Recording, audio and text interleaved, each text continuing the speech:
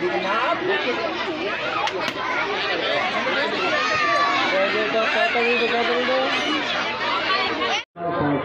বিষয় নিয়ে একটা জিনিস আমাদের ভাবতে হবে যে আমাদের এই খাল নিয়ে আন্দোলন করব কেন, এর প্রয়োজনীয়তা কী আছে।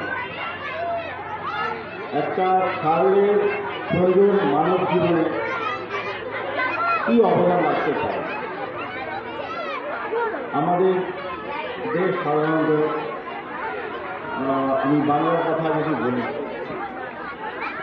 তো এই বাংলা নদী মাতৃক এবং এই বাংলার প্রত্যেকটা নদী খাল এগুলো কিন্তু নিত্যবহ, মানে প্রত্যেক দিন আমরা দেখি এখানে জোয়ার ভাটা সৃষ্টি হয়, যার ফলে কী হয়, আমরা আমাদের যে পরিবেশের যে দূষিত পদার্থগুলো ওগুলো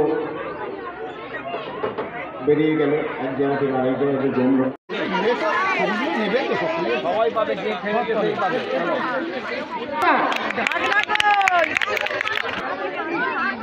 পৌলমী দাস আসেনি।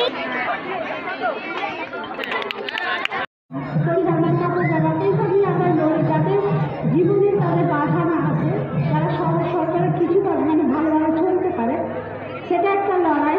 এটা আর একটা লড়াই, যার জীবনের পরিবেশটা একটা পরিবেশ না থাকলে জীবন থাকবে না। তাই পরিবেশকেও সুন্দর করে রাখতে হবে। আমাদের ওই যে দাদা আছেন অপূর্বদা, উনি এর আগে করেছে নদী মাছন, সেটাও সফল হয়েছে। আমরা চাই, আমরা আছি এই মানে সংগ্রামের সাথে। আমি চাই যে আরও সবাই আসুন, সংগ্রামকে এগিয়ে নিয়ে চলুন, একদিন জয় হবে, এই বলে আমি শেষ করি।